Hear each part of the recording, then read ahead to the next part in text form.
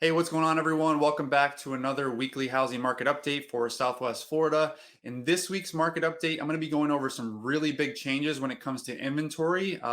It's a little bit different for the north and southern parts of Southwest Florida, so I'll be diving into which areas seeing more inventory come on the market, not seeing too many changes in some other areas, but I also want you guys to stick around to the end because I'm going to be going over a historical trends chart from all the way back from the 70s to show you where I think the housing market is going to be heading over the next year.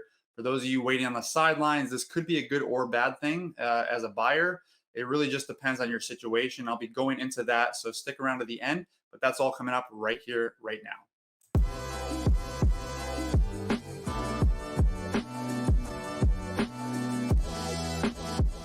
Hey, welcome back, everyone, to another week of housing market updates for Southwest Florida. This goes from all the way from Sarasota in the northern part of Southwest Florida all the way down to Marco Island. So I will be covering those in two separate sections as I do every week. For those of you that are new to the channel, please, if you're looking for more information or considering buying or selling in the area, please consider subscribing and tapping that notification bell to stay up on the latest data, tips, and news, keeping you ahead of the trends. I'm Rick Harrison with MVP Realty here in Southwest Florida. And like I said in the beginning, we have some really big changes going on with inventory, especially over the last couple of weeks. So I'm going to be diving into that and where different areas in Southwest Florida are seeing more inventory come on the market than other parts. But I also want you guys to stick around to the end. I'm going to show you where I think the housing market's going to be heading over the next year. And it could be good news or bad news for you if as a buyer. If you are on the sidelines, it's really going to depend on what your situation is. And I'll get into that a little bit more after we go through these stats. So first, let's start off with the weekly stats, the southern part of the southern half of Southwest Florida, which is really from Cape Coral, Punta Gorda area down to Naples and Marco Island. New listings this week. The last time I did this was about 3 weeks ago. We just bought a home, and I completely remodeled the whole thing myself. I used to be a general contractor, for those of you that don't know that. So over the last 3 weeks, that's really what I've been focused on getting done, so I can get back to getting you guys inventory updates and everything. So last time I did this was about 3 weeks ago. New listings were at 1,002. This week, new listings are at 1,115. So that's up 11% just from a few weeks ago, but it has been steadily increasing. You're going to see that when we go into the inventory breakdown in the next slide. Solds went from 549 a couple weeks ago to 953. So we did see a huge pickup in buyer activity, mainly due to the fact that interest rates were falling down and people were getting worried about them going back up, which they did. So that was actually up 73%, up to 953. And then pendings went from 1135 to 1159. That was up just 2%, which is what's going on in the market right now. Things are slowing down because interest rates are going back up to 7% and beyond. So I think we're going to see that slowdown continue for a little while. Latest inventory breakdown. So this is what I was talking about. Last time I did this, we were at 5492. Since then, we're up to 5627. That's a 135 unit gain over the last couple of weeks. Same thing with condos. This was a 184 unit gain. As you can see, that's a pretty good size gain. We were at a 93 week over week gain last time I did this report update. This time we're at a 319 unit gain. So we saw inventory increase quite a bit despite the fact that buyer activity actually picked up. Multifamilies, 130 last time I did this, 122. So we actually lost 8, which is really where it's been kind of hovering right around for the last several months now. And foreclosures, again, no big increases here, although I do think there is going to be some foreclosures on the horizon now that we're starting to see some more trends with foreclosures picking up, according to Adam data. Total sales, 808, which is huge. That's actually double the last time I did this report. So that's 808 over the last 7 days have sold. Out of that, 493 were cash sales. So that's over 61%. Were actually just straight up cash deals. Here is a breakdown of the market stats for the southern part of Southwest Florida, according to our MLS. The big things really to take a look here at closed sales. That's down 14% in February from January. Active inventory is up 37% month over month. And then we also had new listings up 7.7% and median days on market up 314%. So it's about a month days on market if you are planning to sell. Just keep in mind things aren't flying off the shelves like they used to. All right, moving on to the northern part of Southwest Florida, Punta Gorda up to Sarasota. New listings went from 714 a few weeks ago to 790. So not a huge change, but still a 10% gain. We had solds went from 383 to 836. So that was a huge gain. I'm not sure why it says 18% here, but I'm pretty sure that's over a 250% increase there. And then pendings went from 886 to 811. That's actually down 9%. So the northern part of Southwest Florida, which has been seeing more buyers stay active longer throughout the last several months, is now starting to slow down more than the southern part. Southern part has actually been staying pretty steady, whereas the northern part saw a huge increase for a while with buyers when the interest rates went back down to 6%, and now it's starting to slowly taper off. But still, overall, we're still seeing a bit of inventory gains here. So single families up 124 units week over week. That's from a few weeks ago. And then condos, 2312, that's up 180 units. So last time I did this report, we had a gain of 49 units week over week. This time we have a gain of 304. So inventory has been steadily increasing in this area as well, although the actual activity has slowed down quite a bit. Multifamilies down 9 week over week, and then foreclosures down 2. So really not many changes here for multifamilies or foreclosures.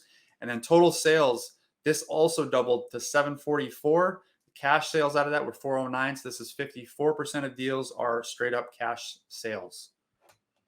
Moving on to the market activity for the northern part of Southwest Florida. These indicators just indicate 5-year averages on a general scale. So on the left-hand side here in orange, you can see these are active listings.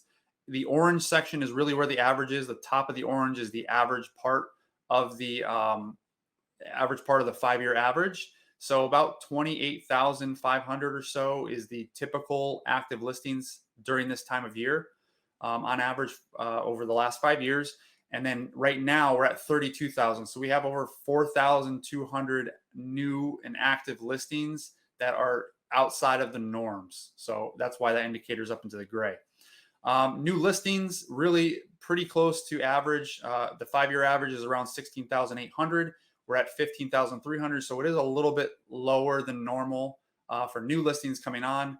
A lot of that is because of the fact that a lot of homeowners have really good rates and are not really comfortable, especially selling if they're going to realize a net loss, or if they paid more. And now that the market's coming down, people are starting to worry a bit more about the market.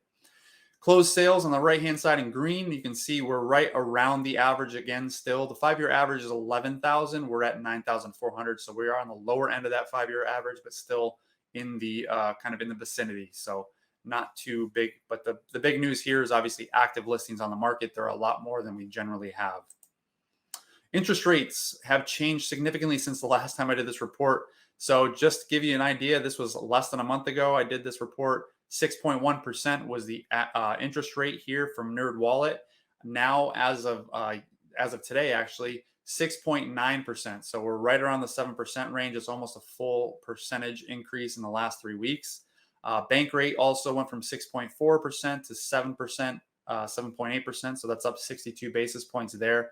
That is the big story right now, why things are slowing down and why active and new listings are starting to pile up on the market.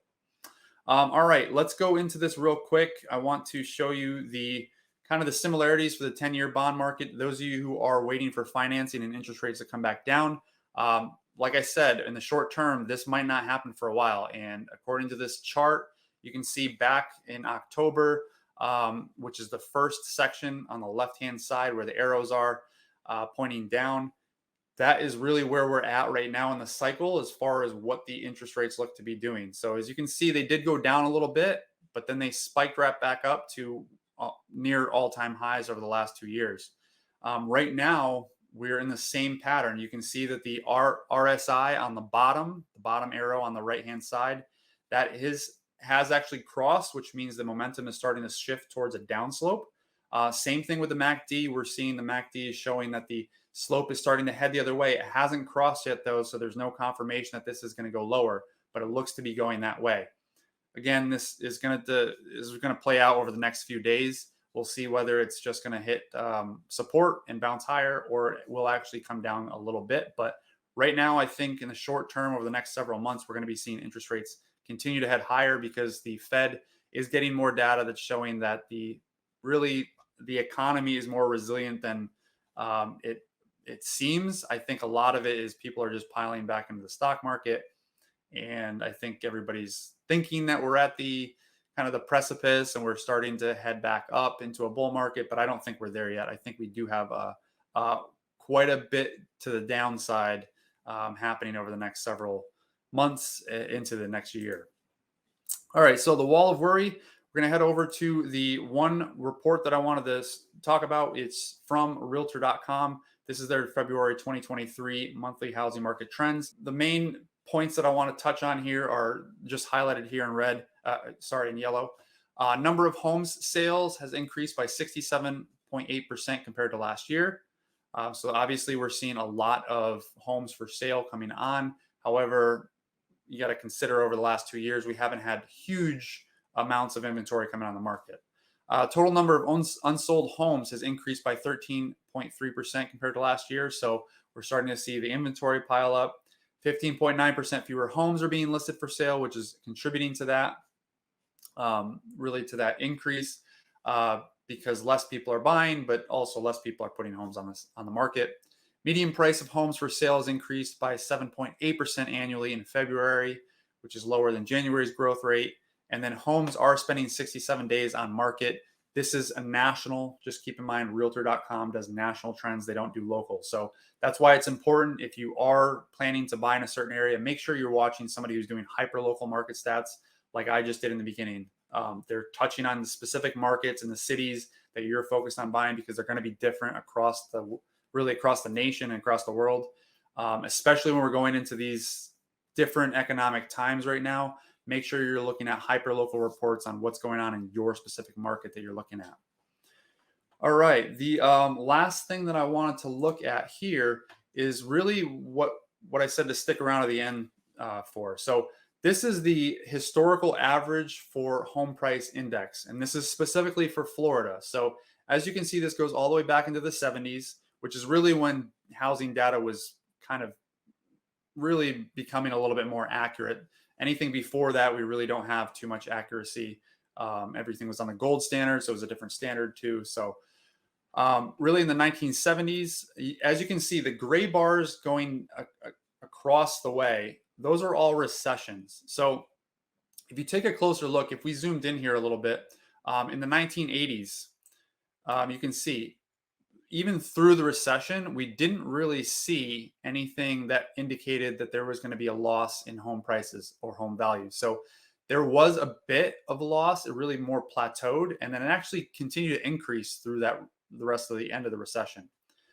In the 83 or 82, 83, we did see home prices come down slightly, but really it kind of leveled out, because it did go back up, then it went back down again, and then it came back up. So through that whole recession, home prices really, pretty much stayed right around the same. They lost a little bit, but not too much.